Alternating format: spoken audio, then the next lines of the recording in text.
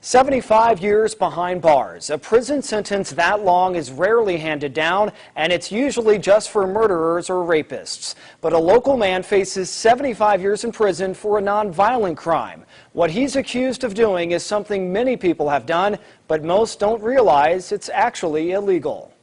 Let him go! What you're witnessing is now against the law in some states. This is also becoming illegal, as well as this. Don't tase me, bro! These infamous scenes are being banned in more and more states. Sit down! The police in these recordings are not necessarily the ones breaking the law.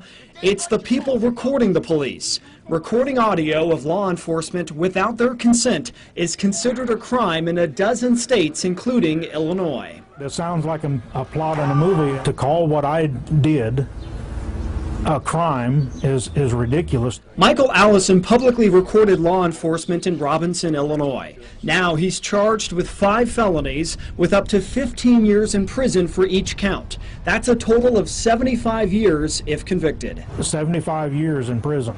And it's just so unbelievable. Allison could spend the rest of his life behind bars. The 42-year-old is out on bail preparing to stand trial. The crime he's accused of? Eavesdropping. This doesn't make any sense, and for one thing, the statute as it's written can be interpreted any which way. Illinois is one of the states applying old eavesdropping and wiretapping statutes to new technologies like cell phones or anything else that records audio. Those laws technically make it illegal to record on-duty law enforcement officials without their consent. The penalty for that crime here in Illinois is the same as rape. They're actually trying to say that I have committed a crime and it's a Class 1 felony. As bad as rape. Yeah. It's unbelievable. It is an extremely serious offense. Chapin Rose worked as a prosecutor in nearby Coles County a few years ago. Rose saw the problems with Illinois' eavesdropping law as new recording technologies came along. It dawned on me at the time that, this is, going to get crazy. But now Michael Allison is heading to trial for recording on-duty law enforcement officials in public. Similar cases across the country have ended with the charges being reduced or dropped. Allison is being prosecuted by Crawford County State's Attorney Tom Wiseman.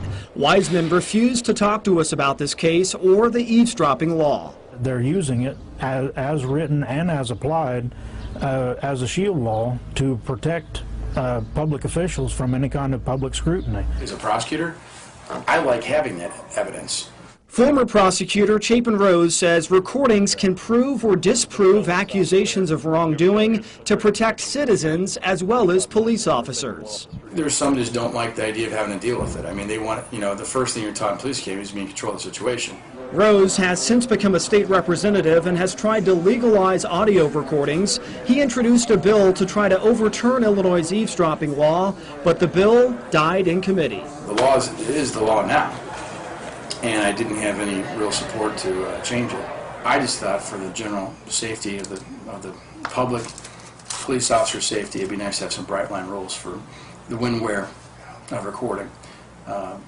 Never got any support on it. The law is affecting Michael Allison because he recorded police when they'd stop by his mother's house where he repaired old cars. I wanted to document my own words and any evidence of any kind of threats, harassment, intimidation. Officers said his unregistered cars violated a local ordinance. They eventually fined Allison and confiscated his cars. Allison went to the Robinson Police Department with his recorder in hand. He told Chief Bill Ackman, seen here in this file video, that his officers selectively and illegally enforced the ordinance. Allison eventually filed a lawsuit.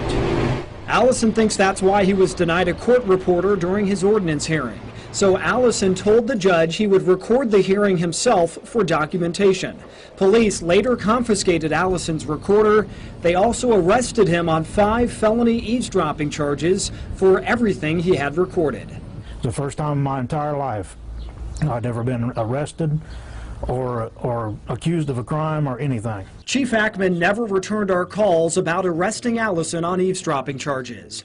While we were recording video inside the courthouse for this report, a sheriff's deputy came out of a courtroom and asked us why we were recording. Does it matter? My response you just heard in that off-camera conversation is the only audio we can play for you. Our lawyers advised us not to let you hear the deputy because we didn't have his consent to record him.